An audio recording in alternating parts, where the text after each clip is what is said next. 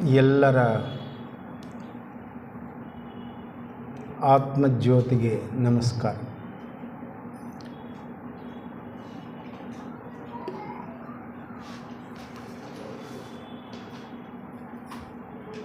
ಗುರುಮೂರ್ತಿಯವರ ಕವನ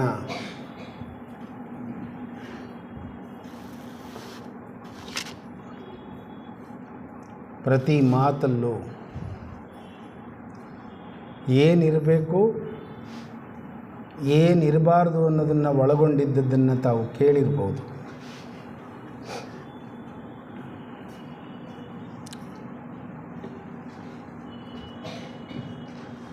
ಕಡಿಮೆ ಮಾತಿನ ಮೂಲಕ ಗಂಗಣ್ಣನವರಿಗೆ ಕೊಟ್ಟ ಸಮಯವನ್ನು ಕಳೆದು ಉಳಿದ ಮಾತುಗಳನ್ನು ಮಾತ್ರ ಆಡಿ ಸಮಯವನ್ನು ಉಳಿಸಿಕೊಡ್ತೇನೆ.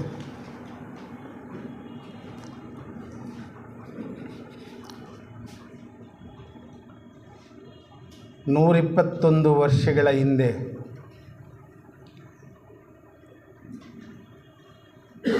ಈ ನಗರದ ಯಾವ ಮಹನೀಯರು, ಯಾವ ಆಧ್ಯಾತ್ಮಿಗಳು ಇಲ್ಲಿ ಬ್ರಹ್ಮವಿದ್ಯಾ ಸಮಾಜವನ್ನು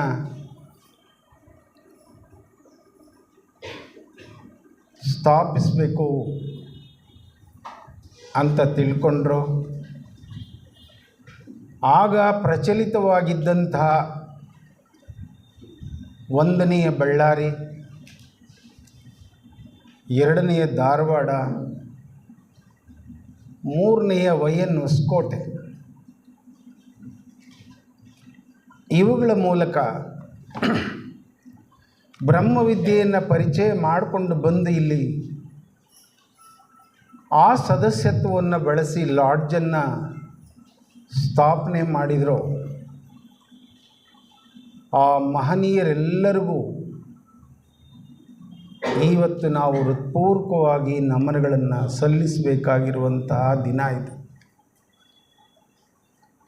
ಅವರಿಗೆ ಮೊದಲನೆಯ ಶ್ರದ್ಧಾಂಜಲಿಯನ್ನು ಸಲ್ಲಿಸಬೇಕಾಗಿದೆ ನಾವು. ಎರಡನೆಯದಾಗಿ, ಬೆಲೆ ಕಟ್ಟಲಾಗದ, ಕೋಟಿ ರೂಪಾಯಿಗಳಲ್ಲಿ ಬೆಲೆ ಕಟ್ಟಲಾಗದ ಈ ಸ್ಥಳವನ್ನು ಬ್ರಹ್ಮವಿದ್ಯಾ ಸಮಾಜಕ್ಕೆ ಕೊಟ್ಟಂಥ ಮಹನೀಯರನ್ನು, ಆ ದಾನಿ ಕುಟುಂಬವನ್ನು ನಾವು ಎಷ್ಟು ಸ್ಮರಿಸಿದರೂ ಸಾಲದು. ಆ ಕುಟುಂಬದ ಹಿರಿಯರಿಗೆ ನಾವು ಇವತ್ತು ಶ್ರದ್ಧಾಂಜಲಿಯನ್ನು ಸಲ್ಲಿಸೋಣ. ಅವರೆಲ್ಲರ ಕುಟುಂಬಗಳು ಜ್ಞಾನ ಮತ್ತು ಧ್ಯಾನದ ಮೂಲಕ ಶಾಶ್ವತವಾದ ಕೀರ್ತಿಯನ್ನು ಗಳಿಸಲಿ ಅಂತ ಆಶಿಸೋಣ. ನಾವು 1967ರಲ್ಲಿ ನಾನು ಒಂದು ದಿನ 5 ಪೈಸೆಯ ಖಾರ ಮಂಡಕ್ಕಿನ ತಗೊಂಡು ಈ ಕಟ್ಟಡದ ಮುಂದೆ ಕೂತು ತಿಂತಾ ಇದ್ದೆ. ಹೊಟ್ಟೆ ತುಂಬುವಷ್ಟು ಬರ್ತಿತ್ತು ಆವಾಗ, ಅಷ್ಟು ದುಡ್ಡಿಗೆ.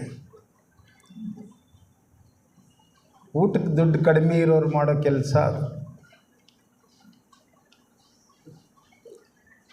ಒಂದೇ ಸಾಲು ಬೋರ್ಡ್ ಅಷ್ಟೇ ಇದ್ದಿದ್ದು, ಕನ್ನಡದಲ್ಲ, ಥಿಯೋಸಾಫಿಕಲ್ ಸೊಸೈಟಿ ಚಿತ್ರದುರ್ಗ ಅಂತ. ಇದನ್ನು ನೋಡಿದವರು ಯಾರೂ ಇದು ಅರ್ಥ ಆದಂತೆ ಮಾತಾಡ್ತಿರಲಿಲ್ಲ. ಇದೇನಪ್ಪ ಭಾಳ ದಿವಸದಿಂದ ಇಲ್ಲಿದೆ, ಹಿಂಗೆ ಯಾರು ಹೆಚ್ಚು ಬಂದಿದ್ದು ಹೋಗಿದ್ದೆ ಕಾಣಲ್ಲ ಅಂತ. ಹಿಂದೆ 1-2 ಬಸ್ಸು, ಅಲ್ಲಲ್ಲಿ ಕಸದ ರಾಶಿ, ಈ ಗಿಡ ಮರ ಏನೂ ಇರಲಿಲ್ಲ. 121 ವರ್ಷಗಳ ಹಿಂದೆ ದಾನ ಕೊಟ್ಟವರು, ಸಮಾಜವನ್ನು ನೋಂದಣಿ ಮಾಡಿದವರು, ಈ ಕಟ್ಟಡವನ್ನು ಕಟ್ಟಿದವರು, ಆ ಶಿಸ್ತಿನ ಶ್ರದ್ಧಾಳುಗಳು ಹೇಗೆ ನಡೆಸ್ಕೊಂಡು ಬಂದರೋ ಹಾಗೆ ಮಧ್ಯೆ ಮಧ್ಯೆ ಶ್ರದ್ಧೆಯ ಕೊರತೆಯಿಂದ, ಶ್ರದ್ಧಾಳುಗಳ ಕೊರತೆಯಿಂದ, ವೃದ್ಧಾಪ್ಯದಿಂದ, ಮರಣದಿಂದ ಎಷ್ಟೋ ಬ್ರಹ್ಮವಿದ್ಯಾ ಸಮಾಜಗಳು ನಶಿಸಿದಂತೆ ಕಾಣ್ತವೆ. ಹಾಗೆ TN ಕೋಟೆ ಕೂಡ ನಶಿಸಿದೆ, ಚಿತ್ರದುರ್ಗವು ನಶಿಸಿತ್ತು. ಆದರೆ ಹೇಗೆ ಬೆಳಕಿನ ಕಡೆ ಹೋಗ್ತಾ ಇದೆ ಅಂದರೆ, ಆವತ್ತು ಇದನ್ನು ಆರಂಭ ಮಾಡಿದವರ ಸಂಕಲ್ಪ ಈಗ ನನಸಾಗುತ್ತೇನೋ ಅಂತ ಅನಿಸುತ್ತೆ. ಅಗತ್ಯ ಕಟ್ಟಡಗಳು ಆದಮೇಲೆ ಬೀದರ್ ಬೆಳಗಾವಿಯವರು ಬೆಂಗಳೂರಿಗೆ ಹೋಗೋದು ಕಷ್ಟ. ಚಿತ್ರದುರ್ಗ ಇಡೀ ರಾಜ್ಯಕ್ಕೆ ಮಧ್ಯ. ಹುಳಿಯಾರಿನ ಹೊಣೆಗಾರಿಕೆಯನ್ನು ತಪ್ಪಿಸುವ ಮಟ್ಟಕ್ಕೆ ಬೆಳಿಬೇಕಾಗಿರುವ ಸೌಲಭ್ಯ ಇಲ್ಲಿದೆ. ಹುಳಿಯಾರಿನಲ್ಲಿಯೂ ಕೂಡ ಸೌಲಭ್ಯಗಳ ಕೆಲವು ನೋವುಗಳು ಇವೆ. ಈ ಹಿನ್ನೆಲೆಯಲ್ಲಿ ತಮ್ಮೆಲ್ಲರ ಮತ್ತು ಎಲ್ಲ ಅಭಿಮಾನಿಗಳ ಆಶಯದಿಂದ ಗಂಗಪ್ಪನವರಿಗೂ ಇನ್ನೂ ದೀರ್ಘಾಯಸ್ಸು ಬರಲಿ, ಅವರ ಮಕ್ಕಳ ಜೊತೆಗೆ ಮೊಮ್ಮಕ್ಕಳಿಗೂ ಬ್ರಹ್ಮವಿದ್ಯೆಯ ಆಸಕ್ತಿ ಹುಟ್ಟಲಿ, ಚಿತ್ರದುರ್ಗಕ್ಕೆ ಫೆಡರೇಷನ್ನಿನ ಇಂಡಿಯನ್ ಸೆಕ್ಷನ್ನಿನ ನೆರವು ಸಿಕ್ಕಲಿ, ಚಿತ್ರದುರ್ಗ ನಮ್ಮೆಲ್ಲರಿಗೂ ಬ್ರಹ್ಮವಿದ್ಯೆಯ ಕೇಂದ್ರವಾಗಿ ಬೆಳಗಲಿ. 125 ವರ್ಷದ ಕಾರ್ಯಕ್ರಮದಲ್ಲಿ ಎಲ್ಲ ಸೌಲಭ್ಯಗಳು ಇರಲಿ ಅಂತ ನಾನು ಆಶಿಸ್ತೇನೆ.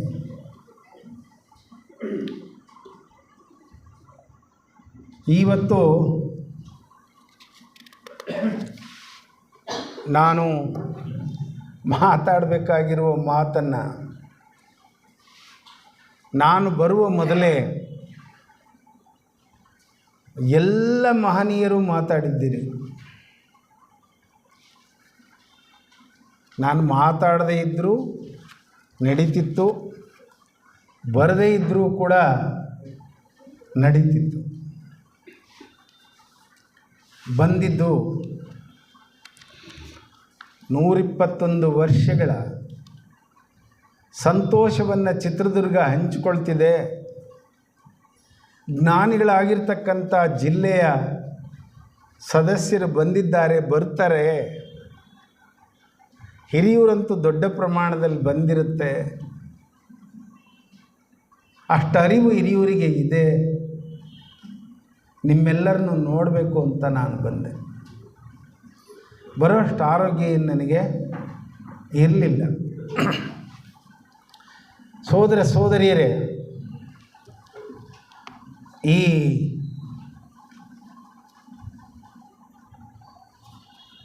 ಕಡೆಯಹೊಡೆ ಚಂದ್ರಶೇಖರ ಬ್ರಹ್ಮವಿದ್ಯಾ ಸಮಾಜದವರು ನಂಜುಂಡ ಶೆಟ್ಟರ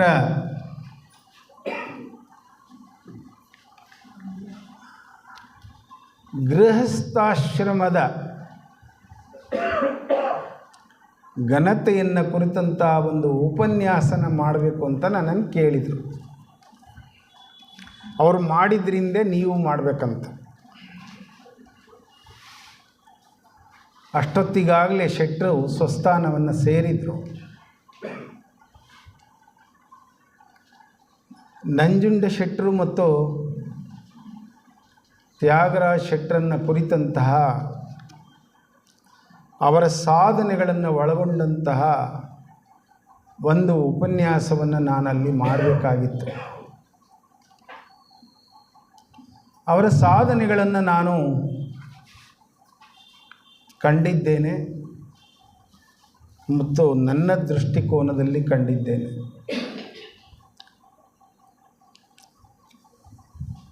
ಆ ಹಿನ್ನೆಲೆಯಲ್ಲಿ ನಾನು ಮಾಹಿತಿಗಳನ್ನು ಸಂಗ್ರಹಿಸಿದ್ದೇನೆ. ಈಗಾಗಲೇ ಅವರ ಕುಟುಂಬಕ್ಕೆ ಅದನ್ನು ಕೊಟ್ಟಿದ್ದೇನೆ. ಗುರುಮೂರ್ತಿಯ ಬಾಯಲ್ಲಿ ತ್ಯಾಗರಾಜ ಶೆಟ್ಟರು ಅಂತ ಹೇಳೋದ್ರ ಬದಲಿ ಅಕಸ್ಮಾತಾಗಿ ನಂಜುಂಡ ಶೆಟ್ಟರು ಅಂತ ಬಂದಿದೆ ಅಂತ ಅವ್ರು ಹೇಳಿದರು. ಈಗ ಸುಳ್ಳದು, ಅವರು ಸುಳ್ಳು ಹೇಳಿದ್ದಾರೆ. ಗುರುಮೂರ್ತಿ ಸುಳ್ಳು ಹೇಳಿದ್ದಾರೆ. ತ್ಯಾಗರಾಜ ಶೆಟ್ಟರನ್ನು ಬಿಟ್ಟು ನಂಜುಂಡ ಶೆಟ್ಟರು ಇಲ್ಲ. ನಂಜುಂಡ ಶೆಟ್ಟರೇ ತ್ಯಾಗರಾಜರನ್ನು ರೂಪಿಸಿದವರು. ತ್ಯಾಗರಾಜ ನಡೆದಿದ್ದು ನಂಜುಂಡ ಶೆಟ್ಟರ ಹೆಜ್ಜೆಯಲ್ಲಿ ಹೆಜ್ಜೆಯನ್ನು ಇಟ್ಟು. ತ್ಯಾಗರಾಜ ಶೆಟ್ಟರಿಗೂ ನಂಜುಂಡ ಶೆಟ್ಟರಿಗೂ ಮಧ್ಯೆ 20 ವರ್ಷಗಳ ಗ್ಯಾಪ್ ಇದೆ. 10 ಜನ ಮಕ್ಕಳು, 5 ಹೆಣ್ಣು 5 ಗಂಡು.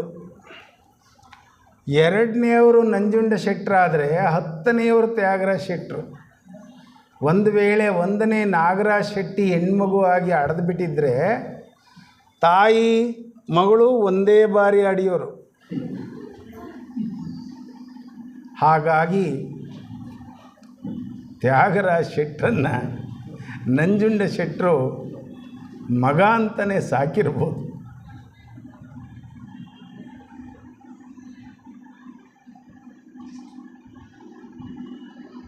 ಮಗ ಅಂತಲೇ ಬೆಳೆಸಿರ್ಬೋದು.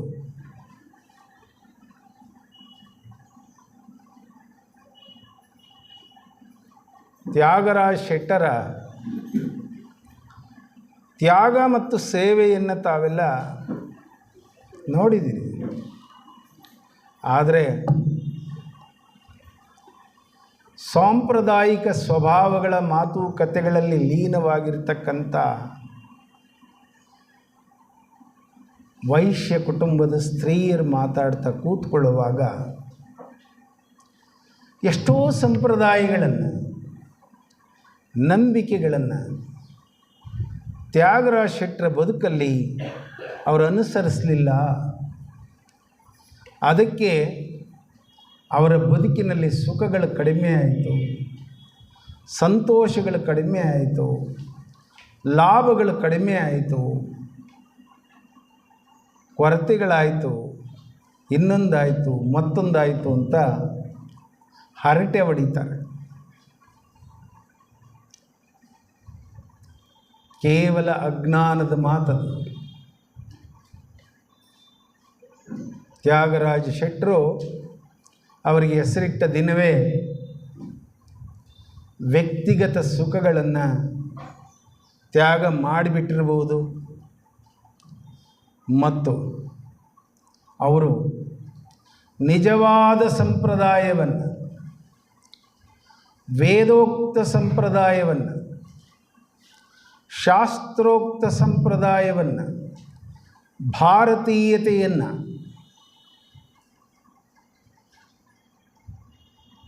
ಯಾವುದೇ ಭ್ರಮೆಗಳಿಲ್ಲದ,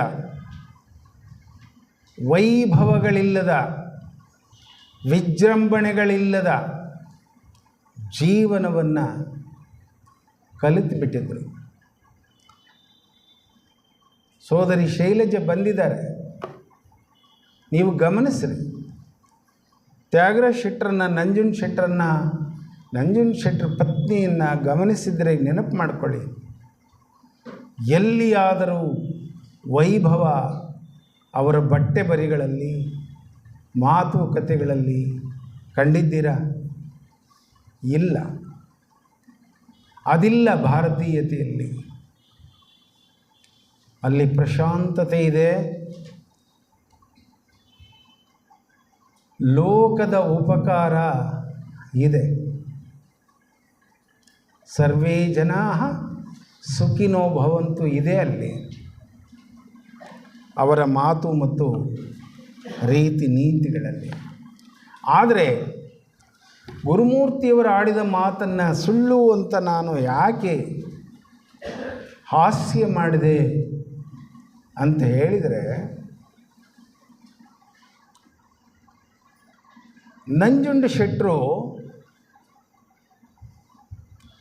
ಪ್ರಾಥಮಿಕ ಶಾಲೆಯಿಂದನೇ ಕುಟುಂಬದ ಕಡೆಗೆ, ಅಂದರೆ ತಂದೆ ತಾಯಿಯ ನೋವಿನ ಕಡೆಗೆ ತಿರುಗಿಬಿಟ್ರು.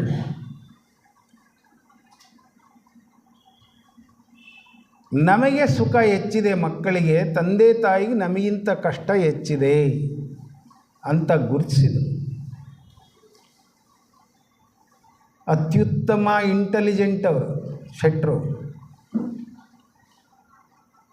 ಮಿಡ್ಲ್ ಸ್ಕೂಲ್ಗಾಗಲೇ ಗೀತೆಯ ಕಂಠಪಾಠ ಪ್ರಾರಂಭ ಆಗಿತ್ತು. ಹೈಸ್ಕೂಲ್ ರಾಜ್ಯಕ್ಕೆ 6ನೇ ರ್ಯಾಂಕ್. ಕಂಠಪಾಠದಲ್ಲಿ ಎದುರಿಲ್ಲ. ಆದರೆ ಅವರ ಪ್ರೌಢಶಾಲೆಯಲ್ಲಾಗಲೇ ಕುಟುಂಬ ಕಾರ್ಯಗಳಿಗೆ ನಂಜುಂಡಶೆಟ್ಟರು ನೆರವಾಗಿಬಿಟ್ಟಿದ್ದರು. ಶಿಕ್ಷಣದಷ್ಟೇ ಕಾರ್ಯವನ್ನು ಕುಟುಂಬಕ್ಕಾಗಿ ಮಾಡಲಿಕ್ಕೆ ಪ್ರಾರಂಭ ಮಾಡಿದರು.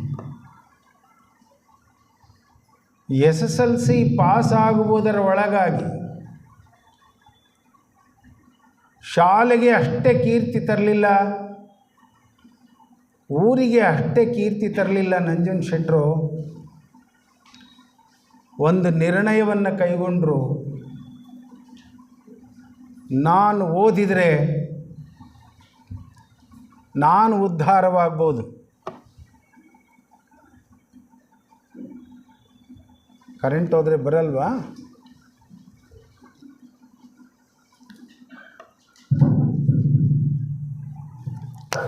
ನಾನು ಓದಿದರೆ ನಾನು ಮಾತ್ರ ಉದ್ಧಾರ ಆಗ್ಬೋದು. ತಂದೆ ತಾಯಿಗೆ ಹೆಚ್ಚು ನೋವಾಗತ್ತೆ, ಹೆಚ್ಚು ಶ್ರಮ ಆಗತ್ತೆ. ಒಂದು ವೇಳೆ ನಾನು ತಂದೆ ತಾಯಿಯ ಜೊತೆಗೆ ನಿಂತರೆ 9 ಜನರನ್ನು ಉದ್ಧಾರ ಮಾಡ್ಬೋದು, ತಂದೆ ತಾಯಿಯನ್ನು ಸುಖವಾಗಿ ಇಡ್ಬೋದು. ಇದು ನಂಜುಂಡಶೆಟ್ಟರ ಪ್ರಥಮ ಶಪಥ. ಈ ಶಪಥವನ್ನು ಅವರು ಸಂತೋಷವಾಗಿ ಈಡೇರಿಸ್ಕೊಳ್ತಾರೆ. ಸಾಕಷ್ಟು ಸಾಧನೆಗಳನ್ನು ಅವರು ಮಾಡ್ತಾರೆ. ಆ ಸಾಧನೆಯನ್ನು ನೋಡ್ತಾ ನೋಡ್ತಾ ಆ ಸಾಧನೆಯ ಮಾರ್ಗದಲ್ಲೇ ನಂಜುಂಡಶೆಟ್ಟರು ಬೆಳೀತಾರೆ ಮತ್ತು ಆ ತ್ಯಾಗರಾಜ ಶೆಟ್ಟರು ಬೆಳೀತಾರೆ ಮತ್ತು ಅವುಗಳನ್ನು ಅಳವಡಿಸ್ಕೊಳ್ತಾರೆ. ನಂಜುಂಡಶೆಟ್ಟರ ಸಾಧನೆಯನ್ನು ಕೌಟುಂಬಿಕವಾಗಿ ಮತ್ತು ಬ್ರಹ್ಮವಿದ್ಯಾ ಸಮಾಜದ ಬೆಳವಣಿಗೆಯ ದೃಷ್ಟಿಯಿಂದ ಸ್ವಲ್ಪ ಪರಿಚಯ ನಾನು ಮಾಡಿಸೋದಾದರೆ, ಅಣ್ಣ KL ನಾಗರಾಜ ಶೆಟ್ಟಿಯವರನ್ನು ಪ್ರಖ್ಯಾತ ವೈದ್ಯರನ್ನಾಗಿ ಮಾಡ್ತಾರೆ. MD ಪದವಿಯನ್ನು ಕೊಡಿಸಿ ಹಿರಿಯೂರಿನಲ್ಲಿ ಅವರು, ದಾವಣಗೆರೆಯಲ್ಲಿ ಅವರು ಬಾಪೂಜಿ ಕಾಲೇಜ್ ವೈಸ್ ಪ್ರಿನ್ಸಿಪಾಲ್ ಆಗಿ ಪ್ರಖ್ಯಾತ ವೈದ್ಯರಾಗ್ತಾರೆ. ಬ್ರಹ್ಮವಿದ್ಯಾ ಸಮಾಜದ ಉಪನ್ಯಾಸಗಳನ್ನು ತ್ಯಾಗರಾಜ ಶೆಟ್ಟರ ಕಡೆಯಿಂದ ಕೇಳ್ತಾ, ಗೀತೆಗಳನ್ನು ಕೇಳ್ತಾ ಬದುಕನ್ನು ನಿರ್ವಹಿಸ್ತಾರೆ. ಎರಡನೇದೇ ನಂಜುಂಡ ಶೆಟ್ಟರು, ಅವರನ್ನು ಮತ್ತೆ ನಾನು ಪರಿಚಯ ಮಾಡಬೇಕಾಗಿಲ್ಲ. ಮೂರನೇದು ಸೂರ್ಯನಾರಾಯಣ ಶೆಟ್ಟಿ, ME ಪದವಿ ಪಡೆದು ಮೈಕೋ ಕಂಪನಿಯ ದೊಡ್ಡ ಹುದ್ದೆಯಲ್ಲಿ ಇರ್ತಾರೆ. ನಂತರದ್ದು ಪ್ರಸನ್ನ ಕುಮಾರ, BE ಎಂಜಿನಿಯರ್ ಆಗಿ HCL ಕಂಪನಿನಲ್ಲಿ ಇರ್ತಾರೆ. ನಂತರ ಸತ್ಯಭಾಮ, ಅರಸೀಕೆರೆ ಕೇಂದ್ರದಲ್ಲಿ ಅವರು ನೆಲೆಸಿ ಹಾಸನದ ಬ್ರಹ್ಮವಿದ್ಯಾ ಸಮಾಜಕ್ಕೆ ಸಾಕಷ್ಟು ದುಡಿತಾರೆ. ಬದುಕಿರುವವರೆಗೂ ಆ ಕಾರ್ಯವನ್ನು ಅವರು ಮಾಡ್ತಾರೆ. ಅಷ್ಟೇ ಅಲ್ಲ, ತ್ಯಾಗರಾಜ ಶೆಟ್ಟರಿಗೆ ತಮ್ಮ ಮಗಳನ್ನು ಕೊಡ್ತಾರೆ, ಶೈಲಜಾನ. ಹೇಗೆ ಬೆಳೆಸಿರಬೇಕು ನೀವು ಯೋಚನೆ ಮಾಡಬೇಕು. ಇನ್ನು ಯಶೋದಮ್ಮ ಹರ್ಕಲ್ಗೂಡಿನಲ್ಲಿರ್ತಾರೆ. ಹಾಸನ ಬ್ರಹ್ಮವಿದ್ಯಾ ಸಮಾಜಕ್ಕೆ ಅವರ ಸೇವೆ ಎಷ್ಟಿದೆ ನಾನು ಮತ್ತೆ ಹೇಳೋದಿಲ್ಲ. ಏಳನೇದು ಪದ್ಮಾ ಚಿದಾನಂದ್. ಅವರು ಇಡೀ ಉತ್ತರ ಕರ್ನಾಟಕಕ್ಕೆ ಈ ಚಿತ್ರದುರ್ಗ ಸೇರಿ ಇಡೀ ಉತ್ತರ ಕರ್ನಾಟಕದ ಬ್ರಹ್ಮವಿದ್ಯಾ ಸಮಾಜಕ್ಕೆ ಚೇತನವನ್ನು ಕೊಡುವ ಕೆಲಸ ಮಾಡ್ತಾರೆ. ಮತ್ತು ES ವಾರ್ಡನ್ನಾಗಿ ಕಷ್ಟಕರವಾದ ಜಾಗಗಳಲ್ಲಿ ES ಅನ್ನು ಸ್ಥಾಪನೆ ಮಾಡಿ ನಡೆಸ್ತಾರೆ. ಬ್ರಹ್ಮವಿದ್ಯಾ ಸಮಾಜಗಳು ಇಲ್ಲದೇ ಇರುವ ಕಡೆ ಬ್ರಹ್ಮವಿದ್ಯಾ ಸಮಾಜಗಳನ್ನು ಸ್ಥಾಪನೆ ಮಾಡ್ತಾರೆ. ಮತ್ತು ತ್ಯಾಗರಾಜರನ್ನು ವಿಸ್ತಾರವಾದ ಕರ್ನಾಟಕಕ್ಕೆ ಎಲ್ಲ ಲಾಡ್ಜ್ಗಳ ವ್ಯವಸ್ಥಾಪನೆಯನ್ನು, ವಿಶೇಷವಾಗಿ ಉತ್ತರ ಕರ್ನಾಟಕದ ಲಾಡ್ಜ್ಗಳ ವ್ಯವಸ್ಥಾಪನೆಯನ್ನು ಮಾಡಲಿಕ್ಕೆ ತಮ್ಮನನ್ನು ಸಿದ್ಧಪಡಿಸ್ತಾರೆ ಈ ಅಕ್ಕ. ಮತ್ತು ಆ ಹೊಣೆಯನ್ನು ಅವರಿಗೆ ವಹಿಸಿ ಅವರ ವಿಶ್ರಾಂತಿಯನ್ನು ಪಡೀತಾರೆ. ಇನ್ನು ದಾವಣಗೆರೆಯ ವಿಮಲಮ್ಮ, ದಾವಣಗೆರೆಯವರು ಯಾರು ಬಂದಿದ್ದರೆ ಅವರಿಗೆ ಗೊತ್ತಿರ್ತದೆ. ದಾವಣಗೆರೆ ಬ್ರಹ್ಮವಿದ್ಯಾ ಸಮಾಜದಲ್ಲಿ ವಿಮಲಮ್ಮ ಯಾರು, ಅವರ ಸೇವೆ ಎಷ್ಟು ಅಂತ. ಹೀಗೆ ಶೆಟ್ಟರು 9 ಜನ ಮಕ್ಕಳನ್ನು, ತಮ್ಮಂದಿರನ್ನು, ತಂಗಿಯರನ್ನು ಅಭಿವೃದ್ಧಿಪಡಿಸಿದ ಮೇಲೆ ಬ್ರಹ್ಮವಿದ್ಯಾ ಸಮಾಜದ ಕಡೆಗೆ ಗಮನ ಕೊಡ್ತಾರೆ. ಹೆಂಡತಿಯನ್ನು ಮೊದಲು ಬ್ರಹ್ಮವಿದ್ಯಾ ಸಮಾಜಕ್ಕೆ ಸೇರಿಸಿ ಅದರ ತತ್ವಗಳನ್ನು ತಿಳಿಸಿ ಮನೆಯನ್ನೇ ಬ್ರಹ್ಮವಿದ್ಯಾ ಸಮಾಜದ ಅಡಿಗೆ ಮನೆಯಾಗಿ ಬದಲಾಯಿಸಿಬಿಡ್ತಾರೆ. ಬ್ರಹ್ಮವಿದ್ಯಾ ಸಮಾಜದ ವಸತಿ ಕೇಂದ್ರವಾಗಿ ಬದಲಾಯಿಸಿಬಿಡ್ತಾರೆ.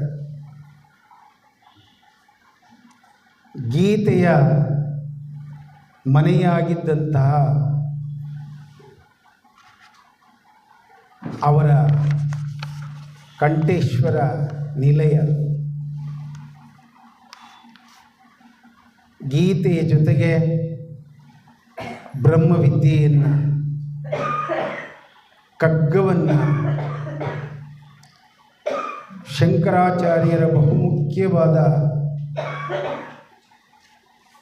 ಗ್ರಂಥಗಳನ್ನು, ವಸಿಷ್ಠರ ಗ್ರಂಥಗಳನ್ನು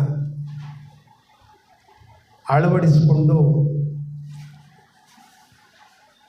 ಸನ್ಮಾರ್ಗ ಬ್ರಹ್ಮವಿದ್ಯಾ ಸಮಾಜಕ್ಕೆ ಪ್ರತಿ ಸರಿಯಾಗಿ ಆ ಹೆಸರಿನಲ್ಲಿ ಚಿಕ್ಕ ಚಿಕ್ಕ ಪುಸ್ತಕಗಳನ್ನು ಮುದ್ರಿಸ್ತಾ, ಚಿಕ್ಕ ಮತ್ತು ದೊಡ್ಡ ಪುಸ್ತಕಗಳನ್ನು ರಾಜ್ಯದ ಬ್ರಹ್ಮವಿದ್ಯಾ ಸಮಾಜಕ್ಕೆ ಕೊಡ್ತಾ ಬೆಳೀತಾ ಹೋಗುತ್ತೆ ಕಂಠೇಶ್ವರ ನಿಲಯ. ತ್ಯಾಗರಾಜ ಶೆಟ್ಟರು ಕಡಿಮೆ ಏನು ಓದಿರೋದಿಲ್ಲ, ಸಾಕಷ್ಟು ವಿದ್ಯಾಭ್ಯಾಸ MS EAG ಪದವಿಯನ್ನು ಪಡೀತಾರೆ. ಅವರು ಬ್ಯಾಂಕ್ ಮ್ಯಾನೇಜರ್ ಆಗ್ತಾರೆ. ನಿಮಗೆ ಗೊತ್ತಿರ್ಬೋದು, ಬ್ಯಾಂಕ್ ಮ್ಯಾನೇಜರ್ ಅಂದರೆ ಅವ್ರ ಮನೆಯ ಲೋಟಗಳಲ್ಲಿ ದೊಡ್ಡ ಲೋಟಗಳೇ ಇರೋದಿಲ್ಲ, ಚಿಕ್ಕ ಚಿಕ್ಕ ಲೋಟಗಳಲ್ಲಿ ಕಾಫಿ ಕೊಡುವ ಮನೆ ಅಂತ. ಆದರೆ ಅಲ್ಲಿರ್ತಾರೆ ತ್ಯಾಗರಾಜರು. ತ್ಯಾಗದ ಪ್ರಾರಂಭವಾಗ್ತದೆ ವೇತನ, ಅಣ್ಣನ ಕೊಡುಗೆಗಳೆಲ್ಲವೂ ಕೂಡ ಬ್ರಹ್ಮವಿದ್ಯೆಗೆ ತ್ಯಾಗವಾಗ್ತದೆ. ವೈಯಕ್ತಿಕ ಖರ್ಚುಗಳನ್ನು ನಿಯಂತ್ರಿಸ್ತಾರೆ. ಪ್ರಯಾಣಗಳು, ಸರಳ ಆಹಾರವನ್ನು ಬಿಟ್ಟರೆ ಅವರು ಜೀವನ ಪದ್ಧತಿ ಬೇರೆ ಆಗ್ತದೆ.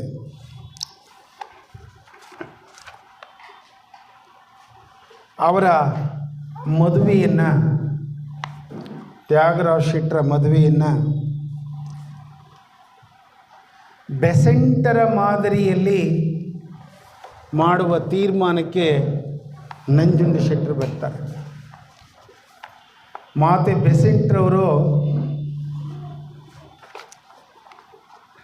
ಅಂತಾರಾಷ್ಟ್ರೀಯ ನೃತ್ಯ ದೇವತೆ ರುಕ್ಮಿಣಿ ಅರುಂಡೇಲ್ರವರ ವಿವಾಹವನ್ನು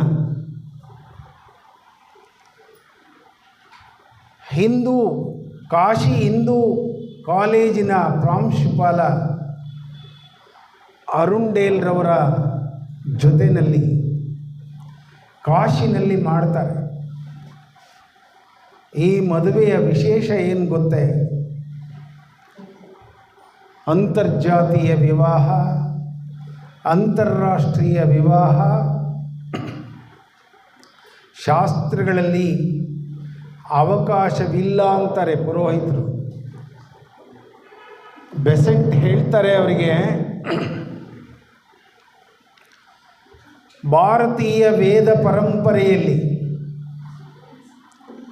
ವೇದೋಕ್ತವಾಗಿ ಹೇಳಲಾದ ವೈವಾಹಿಕ ಶಾಸ್ತ್ರಗಳನ್ನು ಅಳವಡಿಸಿಕೊಂಡು ನಾನು ಪುರೋಹಿತಳಾಗಿ ಈ ವಿವಾಹವನ್ನು ಮಾಡ್ತೇನೆ.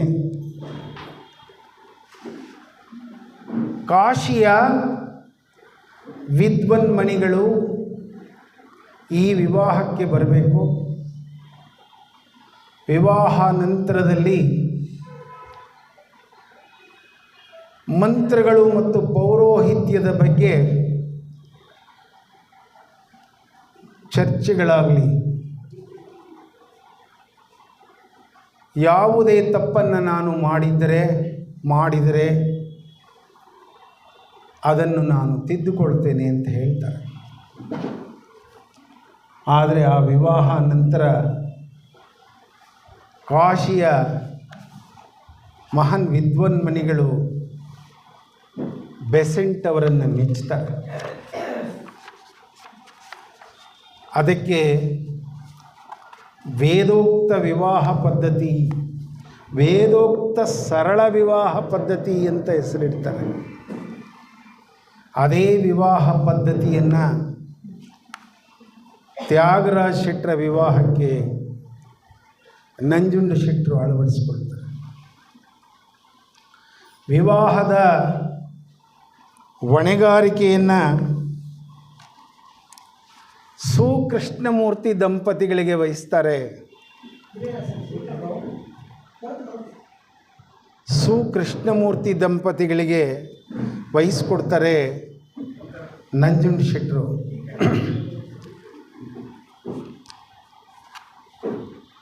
ಮತ್ತು ವಿವಾಹಕ್ಕೆ ಒಂದು ಯೋಜನೆಯನ್ನು ಮಾಡ್ತಾರೆ.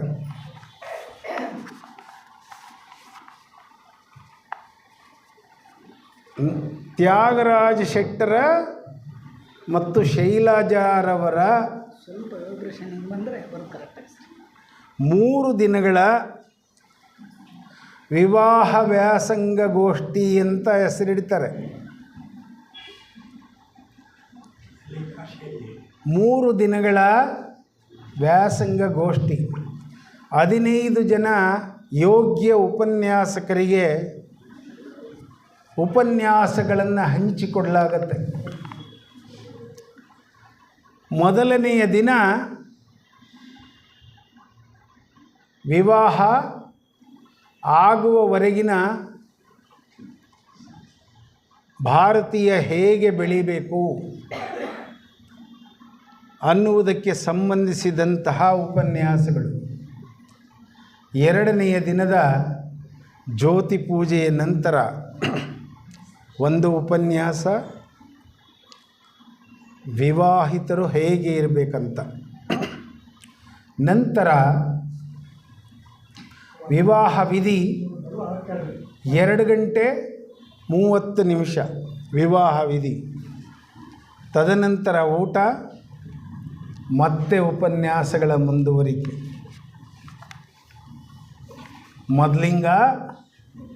ಮೊದಲಿಂಗಿತ್ತಿ ಮೊದಲಿಂಗನ ಕುಟುಂಬದವರು, ಮೊದಲಿಂಗಿತ್ತಿ ಕುಟುಂಬವರು ವಿವಾಹ ಮಾಡಬೇಕಾದ್ರೆ ಶಾಸ್ತ್ರದಲ್ಲಿರಬೇಕು, ವಿವಾಹ ಆದಮೇಲೆ ಗೋಷ್ಠಿ ಕಾರ್ಯದಲ್ಲಿರಬೇಕು. ಕೆಲಸ ನಿಲ್ಲುವಂತಿಲ್ಲ. ನೀಡೋರು ನೀಡಬೇಕು, ಊಟ ಮಾಡೋರು ಮಾಡಬೇಕು, ಕೆಲಸ ಮಾಡೋರು ಮಾಡಬೇಕು, ಮತ್ತು ಗೋಷ್ಠಿ ಮುಂದುವರಿಯಬೇಕು. ಇದು ವಿವಾಹ ಪದ್ಧತಿ. 400 ಜನ ಅತಿಥಿಗಳನ್ನು ಅಂದಾಜು ಮಾಡ್ತಾರೆ. ಎರಡೂ ಕುಟುಂಬದವರು, ಬಂಧು ಮಿತ್ರರು ಸೇರಿ. ಯಾರಿಗೆ ಅತಿಯಾದ ಸಾಂಪ್ರದಾಯಿಕವಾದ ಮೂಢನಂಬಿಕೆಗಳಿರ್ತವೆ ಅವರು ಬರಲ್ಲ, ಅಥವಾ ಆಹ್ವಾನಿಸಲ್ಲ, ಅಥವಾ ಬರೆದಿದ್ದರೆ ದುಃಖ ಇರೋದಿಲ್ಲ. ಯಾಕೆ ಅಂದರೆ ಮದುವೆಯಲ್ಲಿ ಒಡವೆ ವಸ್ತ್ರ ಹಾಕ್ಕೊಂಡು ಆ ಕಡೆ ಈ ಕಡೆ ತಿರುಗೋಕ್ಕೆ ಜಾಗನೇ ಇರೋದಿಲ್ಲ. ಮದುವೆಯಲ್ಲಿ ತಾವೆಲ್ಲ ಹೇಗೆ ಕೂತಿದ್ದೀರಾ ಹೀಗೆ ಗಂಭೀರವಾಗಿ ಕೂತ್ಕೋಬೇಕು. ಪ್ರತಿಯೊಂದು ಶಾಸ್ತ್ರ ಉಪನ್ಯಾಸಗಳನ್ನು ಸಂಕಲ್ಪದ ಮೂಲಕ ಪ್ರಾರಂಭ ಮಾಡಬೇಕು. ಸಂಕಲ್ಪವನ್ನು ಪುರೋಹಿತರು ಮಾಡಬೇಕು, ನೀವು ಮಾಡಬೇಕು. ಉದಾಹರಣೆಗೆ ಲಾಜ ಹೋಮ ಪ್ರಾರಂಭ ಆದರೆ ಎಲ್ಲ ಪಿತೃಗಳನ್ನು ಆಹ್ವಾನಿಸಬೇಕು. ಕಾರ್ಯಕರ್ತರು ಅವರ ಪಿತೃಗಳನ್ನು ಆಹ್ವಾನಿಸಿದರೆ ನೀವೆಲ್ಲ ನಿಮ್ಮ ಪಿತೃಗಳನ್ನು ಆಹ್ವಾನಿಸ್ಬೇಕು. ಕೂತಲ್ಲಿಂದನೇ ಸಂಕಲ್ಪ ಮಾಡಿ ಎಲ್ಲರನ್ನೂ ಗೌರವಿಸಬೇಕು ಸಂಕಲ್ಪಪೂರ್ವಕವಾಗಿ. ಇಂಥ ಕಾರ್ಯ ನಡೀತಾ ಇದೆ, ಇಬ್ಬರು ವಧೂವರರ ಮದುವೆ, ಬನ್ನಿ ನೀವು. ಅವರ ದೋಷಗಳಿದ್ದರೆ ತಿದ್ದಿ ಅವರ ಭವಿಷ್ಯವನ್ನು ನಿರ್ಮಾಣ ಮಾಡಿಕೊಡಿ. ಅವರು ಏನಕ್ಕಾಗಿ ಈ ಭೂಮಿಗೆ ಬಂದಿದ್ದಾರೋ, ಏನಕ್ಕಾಗಿ ಹುಟ್ಟಿದಾರೋ ಆ ಸಂಕಲ್ಪಗಳು ನೆರವೇರುವಂತೆ ಪ್ರಾರ್ಥಿಸಿ ಅಂತ ಪುರೋಹಿತರು ಅವರಪ್ಪ ಅಮ್ಮನ ಕೇಳಬೇಕು. ಮೊದಲಿಂಗನ ಅಪ್ಪ ಅಮ್ಮಗಳು ಅವರಪ್ಪ ಅಮ್ಮಗಳನ್ನು ಕೇಳಬೇಕು. ಮೊದಲಿಂಗಿತ್ತಿ ಅಪ್ಪ ಅಮ್ಮಗಳು ಅವರಪ್ಪ ಅಮ್ಮಗಳನ್ನು ಕೇಳಬೇಕು. ಕೂತಿರೋರು ಅವರಪ್ಪ ಅಮ್ಮಗಳನ್ನು ಕೇಳಬೇಕು. ಎಲ್ಲರೂ ಸಂಕಲ್ಪ ರೂಪದಲ್ಲಿ ಕಾರ್ಯವನ್ನು ಮಾಡ್ತಾ ಇರಬೇಕು. ಎಲ್ಲರೂ ಪುರೋಹಿತರೇ, ಎಲ್ಲರೂ ಮದುವೆಯ ಕಾರ್ಯಕರ್ತರೇ, ಎಲ್ಲದೂ ಮದುವೆಯೇ. ಎರಡನೇದು ಪಾಣಿಗ್ರಹಣ, ಒಬ್ಬರಿಗೆ ಮತ್ತೊಬ್ಬರು ಕೊಡುವಂತಹ ಭರವಸೆ, ಒಬ್ಬರನ್ನು ಒಬ್ಬರು ಅಂಗೀಕರಿಸುವಂತಹ ಭರವಸೆ. ಸಮಯವನ್ನು ನಾನು ವ್ಯರ್ಥ ಮಾಡಬಾರ್ದು ಅನ್ನೋದಾದರೆ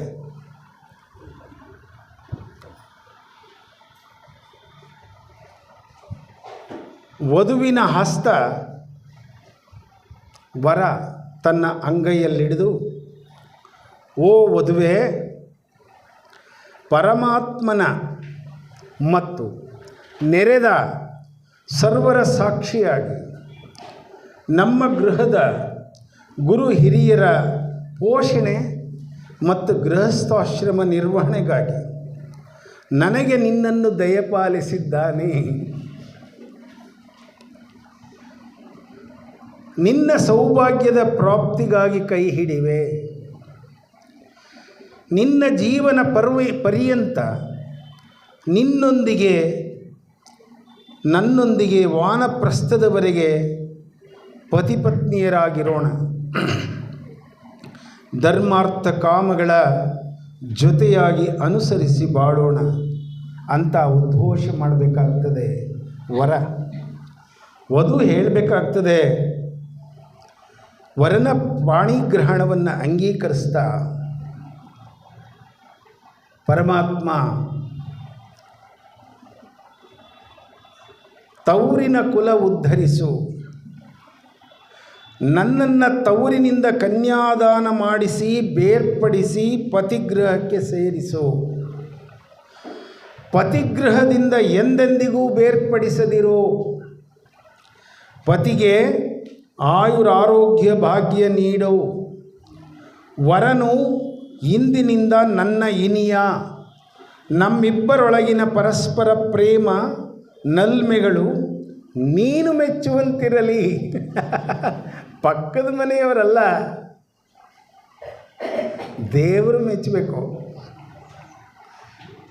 ಅಂತ ಅವರಿಬ್ಬರು ಘೋಷಣೆ ಮಾಡುವುದು ಪಾಣಿಗ್ರಹಣ ಆಗ್ತದೆ. ಸಪ್ತಪದಿಯಲ್ಲಿ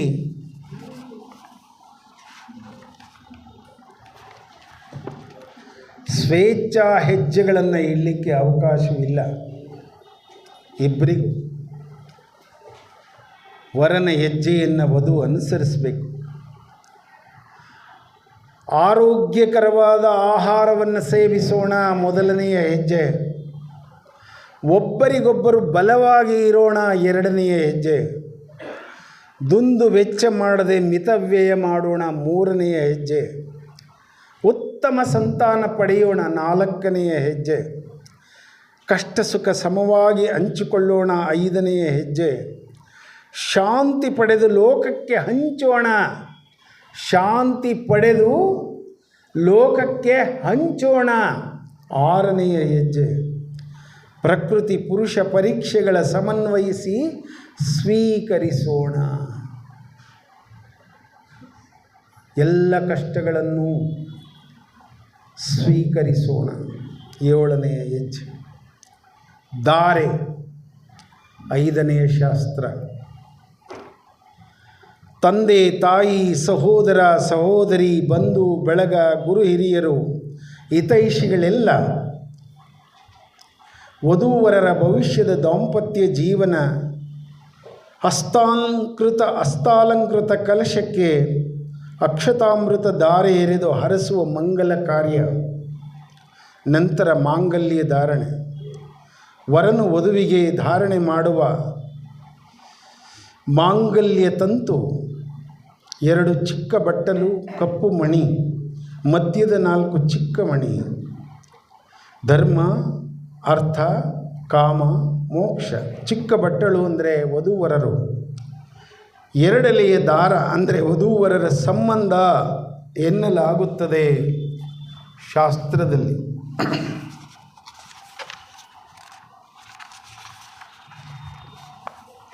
ಋಗ್ವೇದ ತದೇವ ಲಗ್ನಂ ಸುದಿನಂ ತದೇವ ತಾರಾಬಲಂ ಚಂದ್ರಬಲಂ ತದೇವ ವಿದ್ಯಾಬಲಂ ದೈವಬಲಂ ತದೇವ ಲಕ್ಷ್ಮೀಪತೇಂಗ್ರಿ ಯುಗ್ಮ ಸ್ಮರಾಮಿ ಅಂತ ಹೇಳುತ್ತೆ. ಇದರ ಅರ್ಥ ಕೇಳಿ. ಯಾಕೆ ಅಂದರೆ ಇದನ್ನು ಹೇಳುವಾಗ ಯಾರೊಬ್ಬರಿಗೂ ಇದನ್ನು ಕೇಳಿಸದಷ್ಟು ಶಬ್ದದಲ್ಲಿ ಮುಳುಗಿರ್ತದೆ ಮದುವೆಯ ಮನೆ. ಕೇಳಿರಲಿಕ್ಕೆ ಸಾಧ್ಯವಿಲ್ಲ. ನೀವು ಜ್ಞಾನಿಗಳು ಓದಿರಲಿಕ್ಕೆ ಸಾಧ್ಯವೇ ವಿನಃ ಆ ಬ್ಯಾಂಡ್ ಸೆಟ್ಟಿನ ಮಧ್ಯೆ, ಆ ಗಲಾಟೆ ಮಧ್ಯೆ ಪುರೋಹಿತರ ಈ ಮಂತ್ರ ನಿಮಗೆ ಕೇಳಿರಲಿಕ್ಕೆ ಸಾಧ್ಯವಿಲ್ಲ. ಇದರ ಅರ್ಥ ಇದೆ, ವಧು ಪವಿತ್ರ ಮನದಿಂದ ಮಾಂಗಲ್ಯ ಧಾರಣೆಗೆ ಸಿದ್ಧವಾದಾಗ, ಯಾವಾಗ ಬರ್ತದೆ ಮದುವೆಯ ಸಮಯ ಅಂದರೆ, ಅಥವಾ ಮಾಂಗಲ್ಯ ಧಾರಣೆಯ ಸಮಯ ಯಾವಾಗ ಬರುತ್ತೆ ಅಂದರೆ, ಡ್ರೆಸ್ ಮಾಡಿಕೊಂಡಾಗ ಅಲ್ಲ, ಕೊರಳು ಕೊಟ್ಟಾಗ ಕೂಡ ಅಲ್ಲ. ವಧು ಪವಿತ್ರ ಮನದಿಂದ ಮಾಂಗಲ್ಯ ಧಾರಣೆಗೆ ಸಿದ್ಧವಾದಾಗ, ವರ ದೈವವ ನಂಬಿ ಪ್ರತಿಜ್ಞಾಪೂರ್ವಕವಾಗಿ ಧರಿಸುವ ಮಾಂಗಲ್ಯ ಧಾರಣೆಯ ಕಾಲವೇ ಸುದಿನಂ. ತಾರಾಬಲಂ, ಚಂದ್ರಬಲಂ, ವಿದ್ಯಾಬಲಂ, ದೈವಬಲಂ, ಎಲ್ಲ ಬಲಗಳು ಆಗ ಬರ್ತವೆ ಅಂತ ಋಗ್ವೇದ ಹೇಳುತ್ತೆ. ಇನ್ನು 6ನೆಯ ಶಾಸ್ತ್ರವಾಗಿ ಪತಿಗೃಹ ಪ್ರವೇಶ ಇರ್ತದೆ. 7ನೆಯದು ಬದುಕನ್ನು ಕಟ್ಟಿಕೊಳ್ಳಲಾಗ್ತದೆ. ಸೋದರ ಸೋದರಿಯರೇ, ಜಿಡ್ಡು ಕೃಷ್ಣಮೂರ್ತಿಯವರು ಒಬ್ಬ ತಹಶೀಲ್ದಾರರ ಮಗ. ಆ ಕಾಲಕ್ಕೆ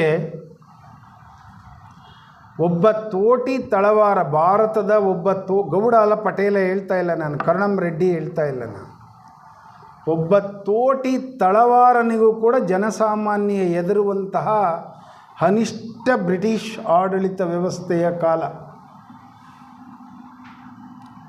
ತಹಶೀಲ್ದಾರ್ ಅಂದರೆ ದೇವರೇ. ಆದರೆ ಆತ ಕಡು ಬಡವನಾಗಿರ್ತಾರೆ. ಯಾಕೆ ಗೊತ್ತಿಲ್ಲ. ನೀವು ಯೋಚನೆ ಮಾಡಿ, ಒಬ್ಬ ತಹಶೀಲ್ದಾರ ಯಾವಾಗ ಕಡು ಬಡವನಾಗ್ತಾನೆ, ಹೇಗೆ ಬಾಳಿದರೆ, ಆತನ ಗುಣ ಹೇಗೆ ಇದ್ದರೆ ಬಡವನಾಗ್ತಾನೆ, ನೀವು ಯೋಚನೆ ಮಾಡಬೇಕು. ಆಯಿತು, ಜಿಡ್ಡು ಅವರನ್ನು ಮಾತೆ ಬೆಸೆಂಟ್ ಅವರು ತಗೊಂಡ್ರು, ಓದಿಸ್ತಾರೆ. ಭಾರತಕ್ಕೆ ಬರ್ತಾ ಇರ್ತಾರೆ. ಸಮುದ್ರದಲ್ಲಿ ಕೃಷ್ಣಮೂರ್ತಿ ಮತ್ತು ಅವ್ರ ತಮ್ಮನಿಗೆ ಅನಾರೋಗ್ಯವಾಗ್ತದೆ. ತಮ್ಮ ಹೋಗ್ಬಿಡ್ತಾನೆ ಅಂತ ಅನ್ನಿಸ್ತಾ ಇದೆ. ಆಗ ಜಿಡ್ಡು ಮಹಾತ್ಮರು ನೆರವಾಗಲೇಬೇಕು, ನನ್ನ ತಮ್ಮನನ್ನು ಉಳಿಸೋದಕ್ಕೀಗ, ನನ್ನ ತಮ್ಮನನ್ನು ಉಳಿಸ್ಕೊಡ್ಬೇಕು ಮಹಾತ್ಮರಿದ್ದರೆ, ನನಗೆ ನನ್ನ ತಮ್ಮ ಬೇಕು ಅಂತಾರೆ. ಮಹಾತ್ಮರು ಇದ್ದರೆ, ಶ್ವೇತರ್ಷಿ ಸಂಘ ಇದ್ದರೆ, ನನಗೆ ಇಲ್ಲಿಯವರೆಗೆ ಬೋಧನೆ ಮಾಡಿದ್ದು ಸತ್ಯವಾಗಿದ್ದರೆ, ನಾನು ಕಾಮಲೋಕದಲ್ಲಿ ಈವರೆಗಿನ ವಿಸ್ತರಣೆಯನ್ನು ಮಾಡಿಕೊಂಡಿದ್ದೆಲ್ಲ ಸತ್ಯವಾಗಿದ್ದರೆ, ನನ್ನ ತಮ್ಮ ಉಳಿಬೇಕೀಗ ಅಂತಾರೆ. ಆಮೇಲೆ ಜಿಡ್ಡು ಅವರು ಬೆಳೀತಾರೆ, ಎಷ್ಟೋ ಬೆಳೀತಾರೆ.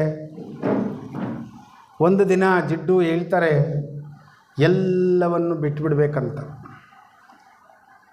ಯಾರೂ ಇಲ್ಲ, ಗುರುಗಳು ಇಲ್ಲ, ಶಿಷ್ಯರು ಇಲ್ಲ, ಯಾರೂ ಇಲ್ಲ ಅಂತ. ಎರಡು ಮಾತಿಗೆ ಎಷ್ಟು ವ್ಯತ್ಯಾಸ ಅಂತ ನೀವು ಅರ್ಥ ಮಾಡ್ಕೊಳ್ಳೋದಾದರೆ, ನಾನದನ್ನು ವಿವರಿಸಬೇಕಾದ ಅಗತ್ಯ ಇರೋದಿಲ್ಲ. ಸೋದರ ಸೋದರಿಯರೇ, ನಿಮಗೆ ಗೊತ್ತಿರಲಿ, ನಾನು ಇವತ್ತು ಎಲ್ಲ ಕೆಲಸಗಳನ್ನು ಬಿಟ್ಟು ಬಂದ ಉದ್ದೇಶ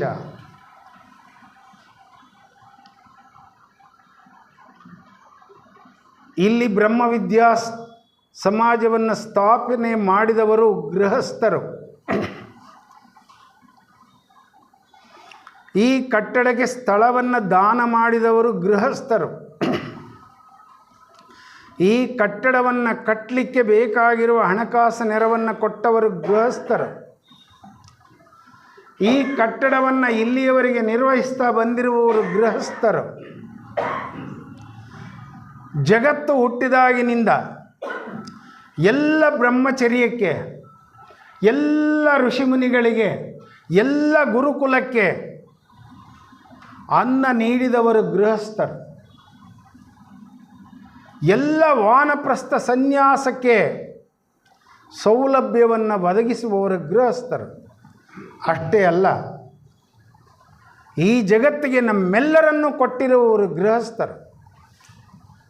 ಗೃಹಸ್ಥ ಧರ್ಮ ನಿಂತರೆ, ಗೃಹಸ್ಥಾಶ್ರಮ ನಿಂತರೆ ನಾವೆಲ್ಲ ಇನ್ನು 50 ವರ್ಷ ಅಷ್ಟೇ, ಆಮೇಲೆ ಇಲ್ಲಿ ಜನವೇ ಇರೋದಿಲ್ಲ. ಅಂತಹ ಗೃಹಸ್ಥಾಶ್ರಮವನ್ನು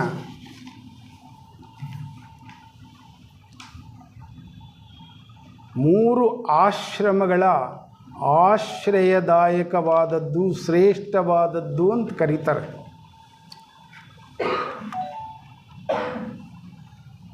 ಆ ಹಿನ್ನೆಲೆಯಲ್ಲಿ ಬ್ರಹ್ಮವಿದ್ಯಾ ಸಮಾಜವನ್ನು ಗೌರವಿಸ್ತಾ,